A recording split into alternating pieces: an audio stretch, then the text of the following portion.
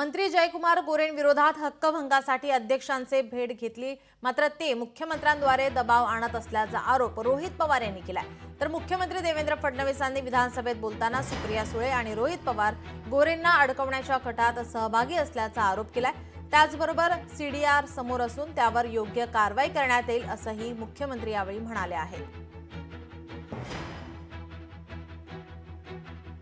जयकुमार गोरेंच्या विरोधात हक्कभंग यावा यासाठी अध्यक्ष महोदयांना मी बऱ्याच वेळा भेटलो, पण आम्हाला असं कळतंय की मंत्री महोदय गोरे साहेब हे कदाचित मुख्यमंत्री साहेबांच्या ऑफिसला जाऊन बसून कुठेतरी प्रेशर आणत आहेत। त्यांच्या कॉलेजला जायला रस्ता मिळावा यासाठी मातंग समाजाच्या व्यक्तीला जे काही वर्षांपूर्वी वारले होते त्यांना जिवंत करून त्यांचा खोटा आधार कार्ड त्या ठिकाणी बनवून खोटा फोटो लावून त्यांना परत एकदा जिवंत केलं। त्या खोट्या व्यक्तीला घेऊन जाऊन स्वतः गोरे भाऊ त्या ठिकाणी उपस्थित होते आणि ती जमीन त्यांच्या नावाली त्या ठिकाणी करून घेतली। दरम्यान यावर विधानसभेत देवेंद्र फडणवीस काय म्हणालेत पाहूयात। जे काही या सगळ्यांनी मिळून हा कट रचला याचे सगळे पुरावे सापडले।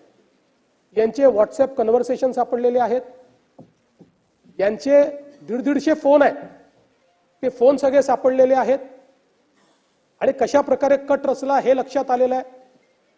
पण दुर्दैवाची गोष्ट पुढची आहे, ती गोष्ट अशी आहे की याच्यामध्ये थेट या सगळ्यांशी पूर्णपणे संपर्कात राष्ट्रवादी काँग्रेस शरद पवार गटाचे लोक दिसतात। पुराव्यानिशी सांगतो, पुराव्यानिशी या ठिकाणी प्रभाकरराव देशमुख थेट याच्यामध्ये 100 वेळा या तिन्ही आरोपींशी बोललेले आहेत आणि आदरणीय सुप्रियाताई सुळे आणि या सभागृहाचे सदस्य श्री रोहित पवार यांचे कॉल्स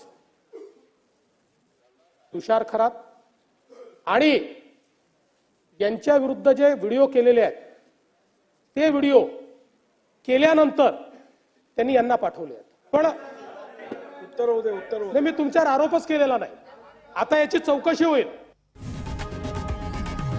लोकशाही मराठी ऐका, पहा, जागरूक रहा।